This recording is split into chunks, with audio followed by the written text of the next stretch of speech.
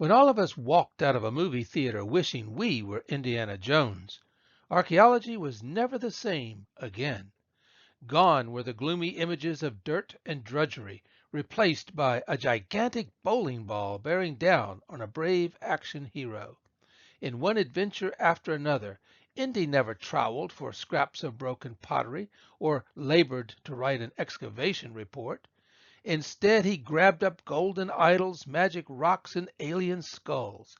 He chatted with a 900-year-old knight, leapt from death-diving planes and tanks, survived a nuclear blast in a flying refrigerator, and parachuted from yet another doomed airplane into the middle of an ancient battle.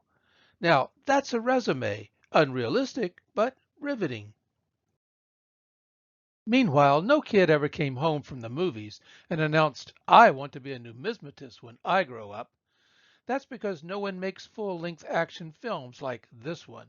That's a shame because archaeology and numismatics were once indistinguishable fields of study, and many of the most famous real archaeologists began their careers as numismatists, including Sir William Flinders Petrie, Sir Arthur Evans, Ivor Noel Hume, and Max Mallowan, the archaeologist husband of mystery writer Agatha Christie. All this raises the question, could there ever be such a creature as the Indiana Jones of numismatics? Maybe we should take a look around. One place to start might be the infamous Bug Pit of Bukhara. This was an underground dungeon, accessible only by rope, carved deep inside a prison where captives were starved and tortured on their way to execution by the treacherous Emir Nasrullah Khan. In 1841, Captain Arthur Connolly went there hoping to free a fellow British officer, Lieutenant Colonel Charles Stoddart, who had already endured 3 years of brutal incarceration for insulting the emir. Connolly had traveled widely through Central Asia, exploring, spying, and collecting ancient coins. His numismatic endeavors drew notice from the Asiatic Society of Bengal. He was accustomed to dress as a native and used clever wordplay to call himself Khan Ali. This did not impress the emir, so Connolly soon joined Stoddart in the bug pit, where their tormentors made regular sport of tossing down upon them all manner of noxious insects, rodents, scorpions, and snakes. A year later, their bodies emaciated and gnawed by vermin, both men were publicly beheaded. Connolly was no mild-mannered numismatist lounging away in a leather chair, surrounded by his library books. The cantankerous Nasrullah Khan could never understand the interest of men like Connolly in collecting old coins. So when another Englishman arrived a year later, looking too late to rescue poor Stoddart and Connolly, the emir arranged an interrogation with threats of another execution. Why, he demanded of his new prisoner, were coins of such importance? The newcomer was the Reverend Joseph Wolfe, himself an avid numismatist who was quite capable of explaining why old coins matter. Said Wolfe, I explained to him that their value in the eyes of Englishmen arose from the circumstance that coins were looked upon as the very backbone on which the frame of history is supported, that without them we could not ascertain the duration of the world, dynasties of kings, and national events, that they were the great guides of the historian in determining his eras and formed a metallic history of the earth. Now that's numismatics under fire. Wolfe managed to avoid execution and to write his account of these adventures. Less fortunate than Reverend Wolfe was Sir Alexander Bokhara Burns, who collected a great many coins while traversing the lands of Central and South Asia in the early 19th century. He donated much of his collection to the British Museum in 1835 before meeting a grisly death in Kabul, Afghanistan. Tangled in the politics of the so-called Great Game, a term invented by the ill-fated Connolly, Burns was hacked to pieces by an angry mob on November 2nd, 1841. Another brave numismatist butchered and buried in Afghanistan.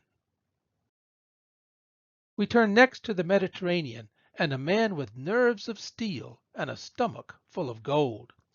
Dr. Jean-Foy Vallon developed an insatiable interest in coins when he encountered an ancient hoard freshly dug from a farm near his home in France.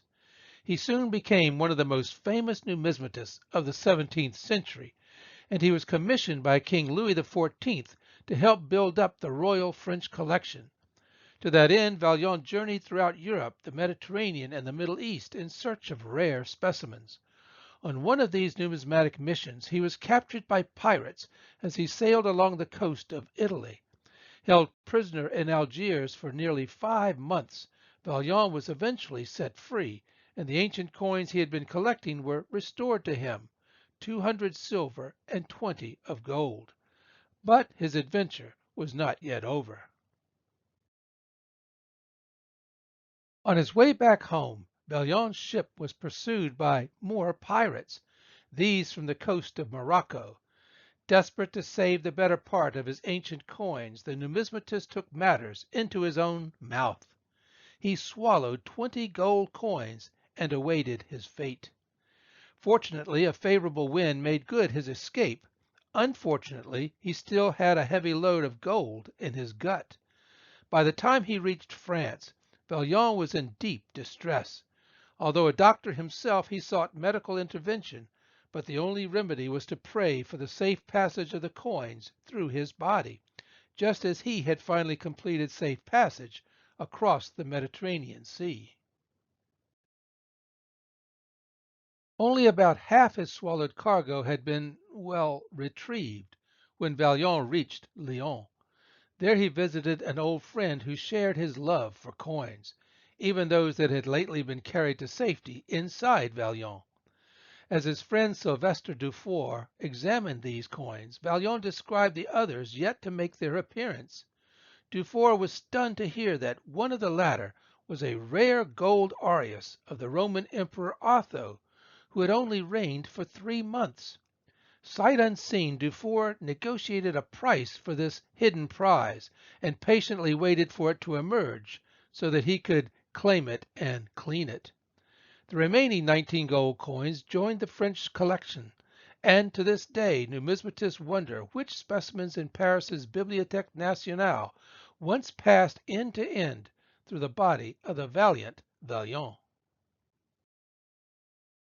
So, fellow moviegoers, remember that the fictitious Indiana Jones, dashing though he be, pales by comparison to many unheralded numismatists who actually faced danger and death.